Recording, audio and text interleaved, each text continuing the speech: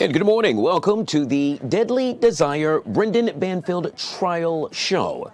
I'm your host, Guy Lambert. Thank you so much for joining us. It's now day 3 of the trial that's captivated the nation, filled with sex, lies, deceit, and dare I say, double murder. Yesterday, the au pair who admitted to taking part in a plot to murder 2 people testified against her former employer. Juliana Magalise took to the stand yesterday in Fairfax County. Magalise testified that she began having an affair with Banfield about 1 year after she became the family's au pair. She said that Banfield first talked about a plan to kill his wife back in 2022. She then outlined the plans that included setting up an account on a fetish website and luring a stranger to their home. That led to the deaths of Joseph Ryan and Christine Banfield back in 2023. Testimony is expected to continue when the trial resumes any minute now, and that's where we find our very own Bob Barnard, who filed this report just minutes ago outside of the courthouse.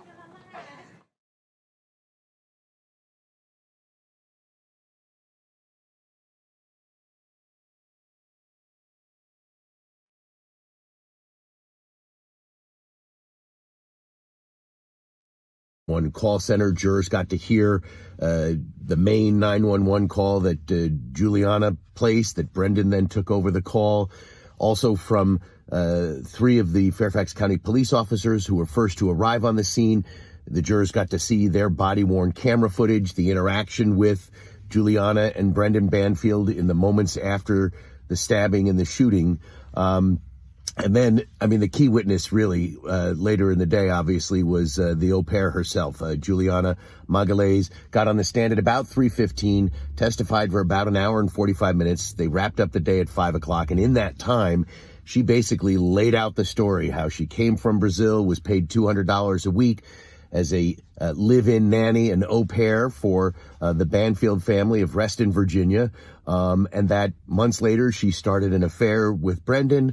That he soon told her that he wanted to get rid of his wife, Christine, didn't want to divorce her because he'd have to share custody of their daughter and also pay alimony. He just wanted to get rid of her.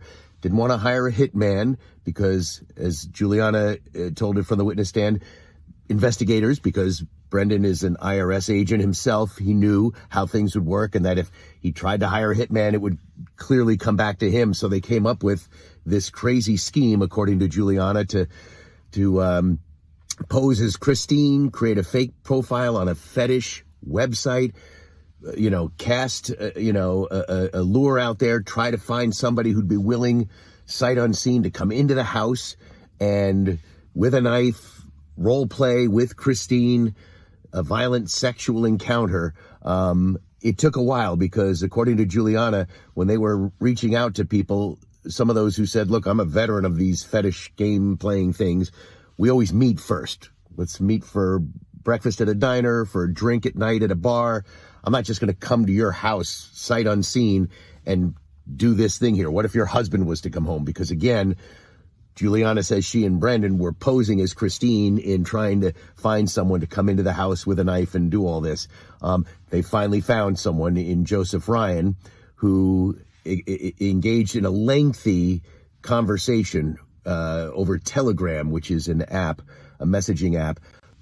Lots of messages in the days and weeks up until the February 24th, 2023 encounter at the house, and then Juliana laid it out there, what all happened in terms of, it's a long story. If you watched, you know it. Brendan left the house. She took the child in her car down at the end of the cul-de-sac.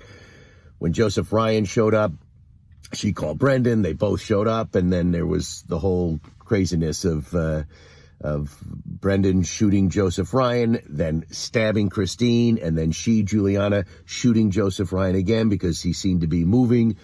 Excuse me. And then they called 911 and the police showed up and all this. What we're expecting today is Juliana back on the witness stand.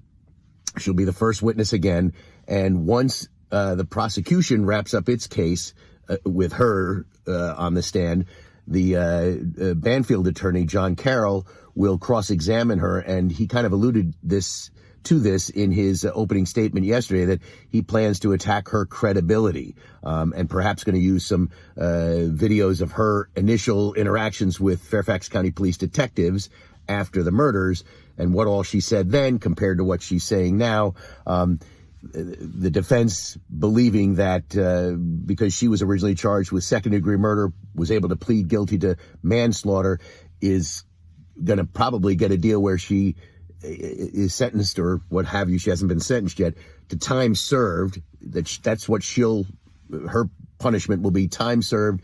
She'll get deported back to Brazil, and for that kind of sweet deal, she's willing to lay out this crazy story to implicate Brendan Banfield in the murder of his wife and this stranger, who the defense says was actually a home invader. So that's what we expect today.